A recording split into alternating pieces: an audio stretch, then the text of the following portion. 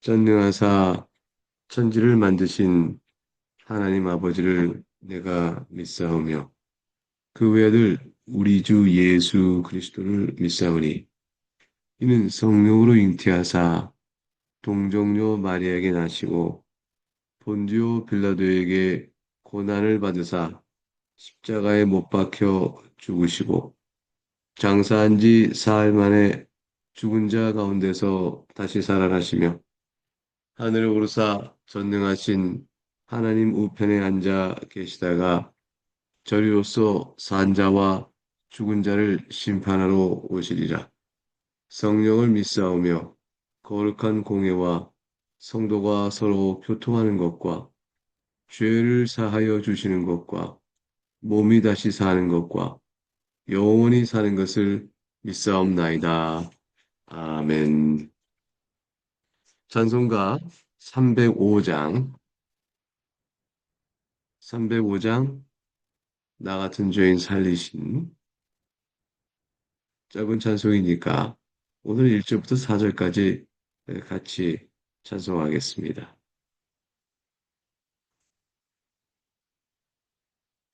시작하겠습니다. 나 같은 죄인 살리신 주의 놀라와 잃었던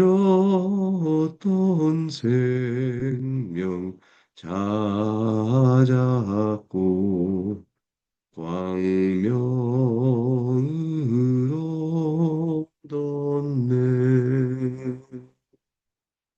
큰 죄악에서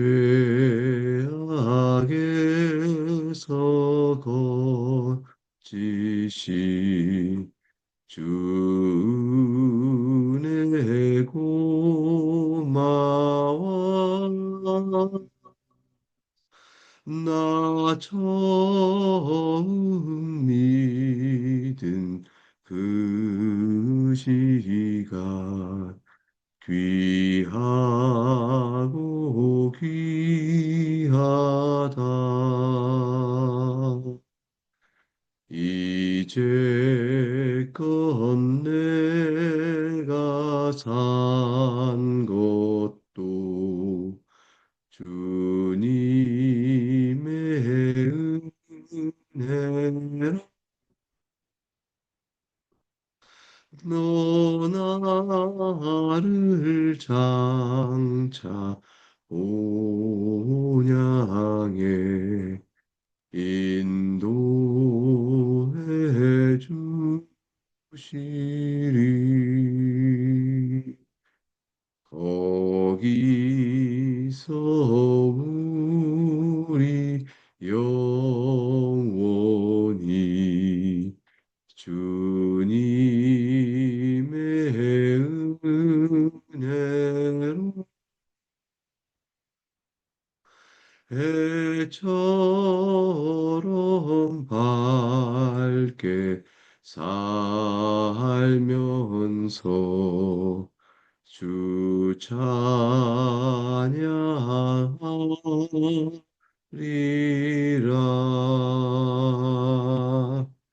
아멘. 함께 기도하겠습니다. 사랑과 긍휼이 풍성하신 하나님 아버지, 하나님 아버지께 또 은혜를 구하오며 이 시간에 머리를 기도합니다. 오늘도 말씀을 따라 읽으며 그 뜻을 헤아려 우리의 마땅한 믿음과 또 신앙에 적용될 교훈을 찾고자 하오니 주께서 불쌍히 여겨주시고 깨닫는 은혜를 성령의 도우심으로 내려주시며 또한 성령의 도우심으로 그 말씀을 받아 우리가 잘 우리를 살피고 하나님을 의지해 살아가며 하나님께 영광 돌리는 믿음의 시간이 이 시간 되도록 이끌어 주시옵소서. 사랑하는 교우들이 각각 말씀을 따라 적용하되 자신의 삶의 형편에 따라 주를 믿고 의지하며 기도하는 바가 여럿이 있을 터인데 그 모든 것을 들으시고 하나님 뜻 가운데 선히 이루어 주시옵소서. 예수 그리스도 이름으로 기도하옵나이다. 아멘. 오늘 함께 살피는 주의 말씀은 역대하 3장 1절에서 17절까지의 말씀입니다. 주의 말씀을 봉독하겠습니다. 솔로몬이 예루살렘 모리아산에 여호와의 전 건축하기를 시작하니 그곳은 전에 여호와께서 그의 아버지 다윗에게 나타나신 곳이요 여부스 사람 오르난의 타작마당에 다윗이 정한 곳이라. 솔로몬이 왕이 오른 지 넷째 해 둘째 날 건축을 시작하였더라.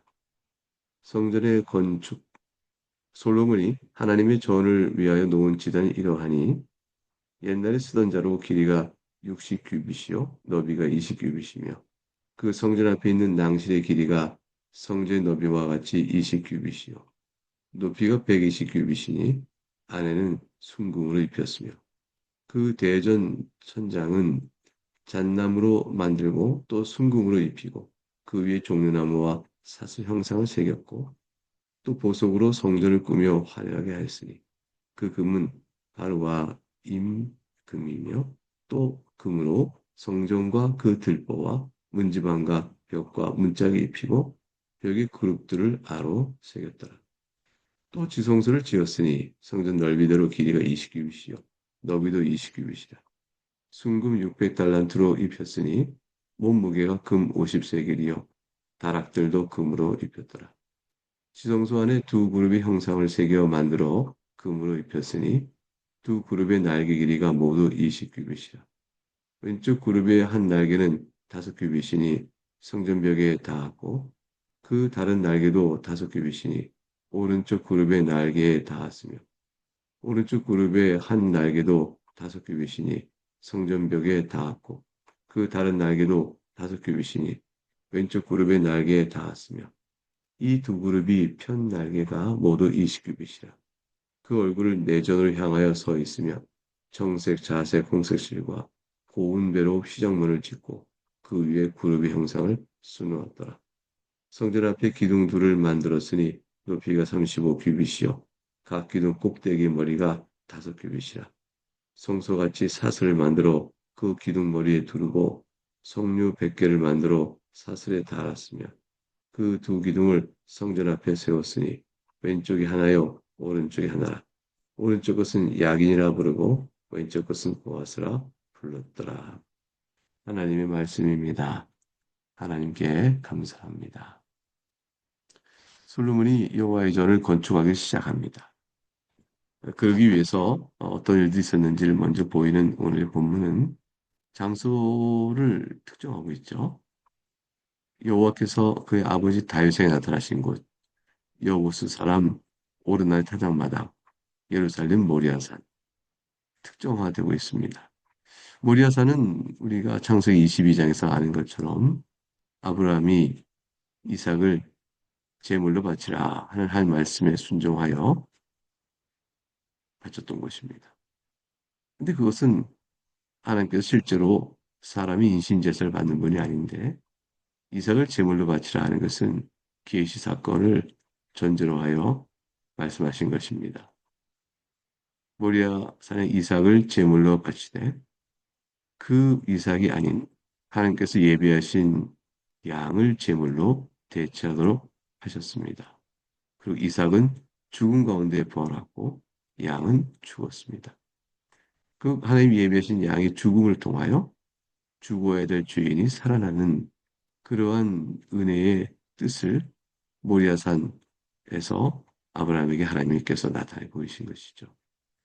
그러므로 아브라함의 믿음으로 의롭다함을 받는 것이 대리 속죄에 의한 것임을 말씀해 주셨고 그걸 통하여 예비하신 양 여호와 이레로 우리가 사는 것이구나 하는 것을 아브라함도 깨닫게 되어집니다.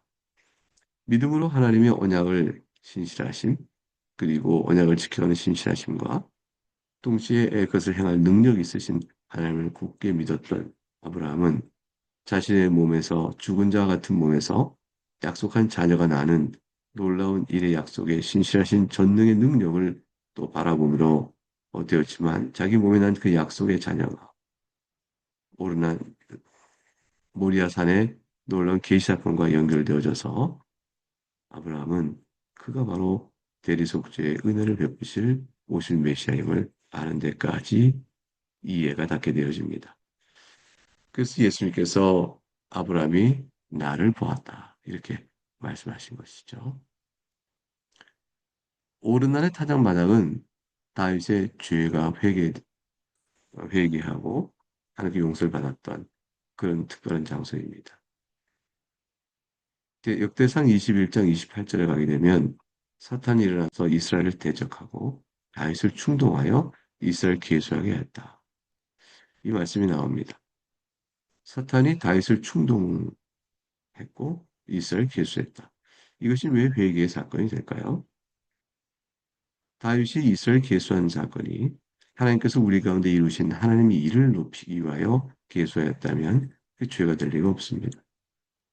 근데 역대상 21장에서 말하는 것처럼 사탄이 일어나 다윗을 충동하였으니 이스라엘 계수한 계기가 또 다윗의 마음이 사탄적이었다라는 것이죠.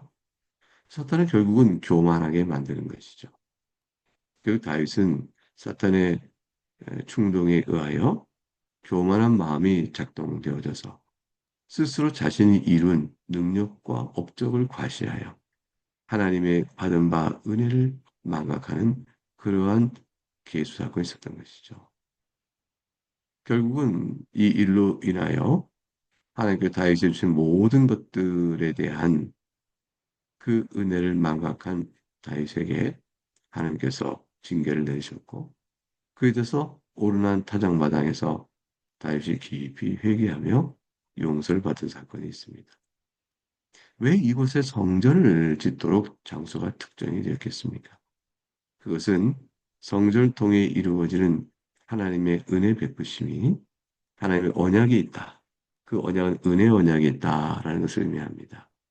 성전에 나와 그들이 제물을 드리고 제사 드린 행위적 공로에 따라 그들이 하나님과 관계를 맺어가는 것이 아니라는 것이죠. 성전에서는 그들이 나와 제물을 바치고 제물을 바치기 위해서 금전적, 시간적, 모든 걸 드리게 되어집니다. 그렇게 되어지는 열심을 가지고 나와서 하고 나면 내가 이만한 일을 했다라고 생각하고 그래서 자신이 행한 또 하나님께 나간 제사의 헌신을 통해서 공로적으로 자기가 하나님과 만날 무엇인가 한다라고 생각할 수가 있게 되죠. 그런데 그런 일들이 근본적으로 장소의 그 특수성은 그 특성과 맞물린 영적 의미를 깨닫게 하여 성전에서 하나님을 만난 것은 오직 은혜뿐이다라는 것을 보게 합니다. 자신들이 드린 동배 제물의 희생은 미리 예비하신 어린 양 아브라함을 에게서 이삭을 살리시고 그리고 대리속죄로 인하여 우리를 용서하시는 하나님의 사랑을 기억하게 하는 것이고요. 다윗조차도 회개하여 하나님의 용서로만 살 수 있다는 사실을 알게 하므로 전적인 하나님의 긍휼만을 바라봐야 한다는 것, 그것이 바로 성전의 의미였다라는 사실을 보여줍니다. 이런 장소의 특성은 역사 속에서 후속사 전체를 통하여 하나님께 베푸시는 긍휼의 언약을 우리에게 깨닫게 합니다. 결국 이것은 사람이 임의로 이곳이 좋겠다 저곳이 장소를 정할 수 없다라는 장소 자체에 대한 제한성뿐만 아니라 사실 장소의 제한성은 장소와 맞물려 이루어진 구속사적 의미 때문이므로 이것은 예배는 하나님께 정하신 언약과 교훈의 원리에 따라 드는 것이다 라는 것을 보여줍니다. 우리가 드리는 예배가 무엇일까? 하나님이 예비하신 예수 그리스도 그의 은혜와 그의 죽으심과 그의 부활을 의지하고 그를 통하여 믿는 자에게 베푸시는 하나님의 약속, 그 약속을 따라 믿고 회개하며 용서를 구하는 것. 그럴 때 약속대로 용서가 베풀어지고 하나님과 교제가 회복되는 자리, 그것이 바로 예배다. 이것을 우리에게 알려줍니다. 그러니까 사실은 오늘 읽은 본문에서 역대 3장 1절의 요 짧은 한 절은 어마어마하게 중요한 구원 역사 전체 줄기를 관통하는 의미를 담고 있는 것입니다. 단순하게 여기다라는 장소의 특성을 지적하는 것을 훨씬 뛰어넘는 것이죠. 왜 그것이어야 합니까? 그것이 무엇이기 때문입니까? 이렇게 묻는 질문 앞에서 예배의 원리, 성전을 통해 모으시는 그 원리를 가르치십니다. 그러므로 우리는 그 원리에 따라 주 앞에 나오니 사실은 장소가 중요한 게 아니었죠. 그 원리에 따라 예배하니 하나님 영이시니 예배한 자가 영과 진리를 예배한다. 라는 변복음 4장의 말씀 그대로가 이것을 확인되어질 것입니다. 솔로몬이 왕이 오른 지 넷째에 돼서 건축을 시작했습니다. 초기 왕권의 안정화 그리고 전체적으로 이스라엘의 총력을 모을 만한 준비된 때가 필요한 것이죠. 다윗이 많은 성전 준비에 대한 재료를 다 준비하였고 솔로몬 또한 왕권을 안정화시키는 그 기간 동안에도 목재도 더 확보하고 설계도 이루어지고 그런 일들이 준비되고 있었을 것입니다. 3절부터 10절까지 쭉 이어지는 동안에 지성소 성전에 있는 낭실이란 것은 현관을 의미합니다. 성제 들어오기 앞에 있는 현관이 있고 그리고 또 지성소를 지었다. 이렇게 되어 있는 쭉 내용이 구체적으로 크기가 얼마인지 이게 다 도량에 따라 설명되고 있습니다. 규빗이라 하는 것은 보통 45cm, 사람의 팔뚝 길이만 하다 이렇게 보는데 어, 이제 역대하에서는 조금 더 길었다 이렇게 이해되어집니다. 그런데 보게 되면 순금으로 입혔다 이렇게 되어 있고요. 보석으로 또 꾸몄다 이렇게 되어 있고요. 그리고 무려 지성소는 순금 600달란트를 입혔다. 몸무게가 금 50세계 다락들로 금을 입혔다. 그리고 성전에 특별하게 부릅, 천사 체루빔이죠. 천사 형상이 두 개가 아무새겨져 형상이 만들어져 있었습니다. 이것은 에덴 동산에서 부르비 천사가 아담 하와를 내어줬기 때문에 그것을 지키고 있던 것처럼 하나님의 지성소를 임의로 침범하지 못하도록 지키는 그러한 천사의 역할을 상징성을 따라서 새겨놓은 것입니다. 이런 많은 보석과 정금 그리고 처수 규격에 대한 도량을 정확하게 제시하고 있는 것. 이 모든 것들은 하나님의 성소로 나아갈 때 그때의 그 처소가 얼마나 정확하며 또 거룩하며 영광스러운 것인가 그걸 보여주죠. 하나님의 임재의 상징의 특징이 정확한 도량과 그리고 그것의 호화로운 모든 금장식을 통하여 압도적인 초월적인 영광을 우리에게 나타내고자 하는 지상의 것의 상징입니다. 그러므로 이와 같은 모든 소서의 이 상징은 단순한 사치가 아닙니다. 오늘날 이제 성당을 보게 되면 캐톨릭에 그 안에 엄청난 금은 보화로 치장되어 있고 굉장한 뭐 호화로운 장식을 다 해놨습니다. 그것은 예배하는 장소의 특정성, 영적 의미를 돌이켜볼 때 불필요한 것에 대한 어마어마한 장식들이죠. 인간 문화적인 예술적 가치가 있다 하는지 모르지만 그런 것은 지나치게 과도한 것입니다. 예배 장소가 너무 초라해서 사람들 마음을 상하게 할 일은 없지만 그러나 그것이 지나치게 호소로운 것은 이 구약 의미의 성전을 비추어 볼 때 의미가 전혀 다른 것이죠. 하나님의 영광과 거룩하신 이미 예수 그리스도 안에서 영광 진리로 나아가는 것입니다. 11절부터 14절에도 두 그룹에 대한 음, 설명이 이어져 나오고 있습니다. 휘장 그리고 두 그룹이 날개를 펴서 언약궤 위를 돕고 있었고요. 휘장이 지성소와 성소를 구분했습니다. 하나님의 거룩한 곳에 함부로 침범하지 못하도록 막는 그러한 수호자 또 그런 것과 같은 것이었습니다. 그러니 우리는 무엇을 뜻할까요? 우리가 하나님 사이에 나가는 것은 하나님과 우리 사이에 중보자가 필요하다라는 사실을 우리가 알게 되어집니다. 휘장이 지성소와 성소를 구분하여 1년에 단 한 번 대제사장과 나아갈 수 있었던 것. 그곳에서 하나님과의 교제가 이스라엘 가운데 회복되는 사실을 상징적으로 드러낼 뿐이었던 그곳에서 우리는 이제 하나님과 우리 사이의 유일한 중보자이신 예수 그리스도 그분의 공로에 기초한 하나님의 긍휼을 사랑하며 나아갈 수 있게 되어졌습니다. 이거는 어마어마한 일이죠. 이 복된 은혜에 따라서 오늘도 우리 아침에 우리가 기도를 하게 될 것입니다. 마지막 세 절에 보게 되면 두 기둥 얘기가 나옵니다. 기둥은 17절에 보듯이 왼쪽이 하나요, 오른쪽이 하나인데 왼쪽 것은 야긴, 오른쪽 것은 야긴요, 왼쪽 것은 보아스라 불렀습니다. 야긴은 하나님께서 세우신 것이다. 보아스는 그분에게 힘이 있다, 능력이 있다 이런 뜻을 갖고 있는 것이죠. 이름을 임의로 지은 것이 아니고 이 성전은 하나님께서 세우시는 것이요.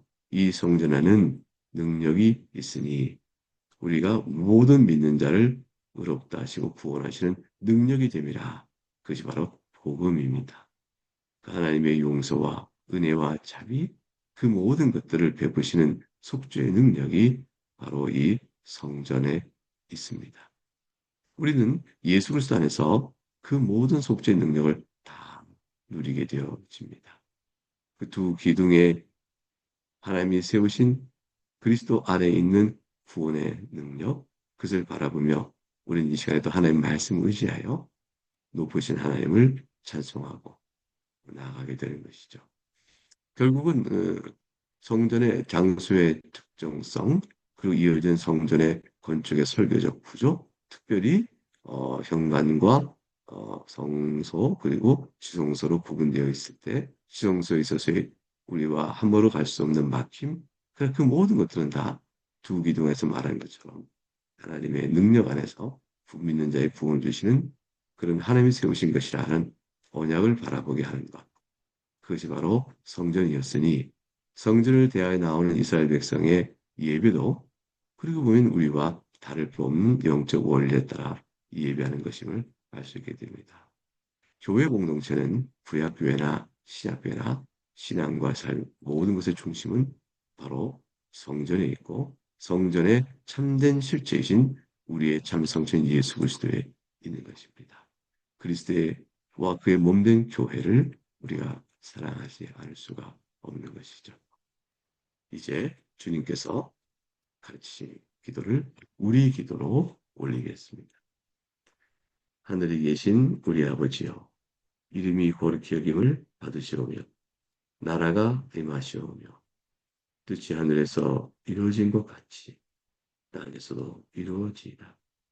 오늘 우리에게 일용할 양식을 주시옵고 우리가 우리에게 죄 지은 자를 사하여 준 것 같이 우리 죄를 사하여 주시옵고 우리를 시험 들게 하지 마시옵고 다만 악에서 구하시옵소서. 나라와 권세와 영광이 아버지께 영원히 있사옵나이다.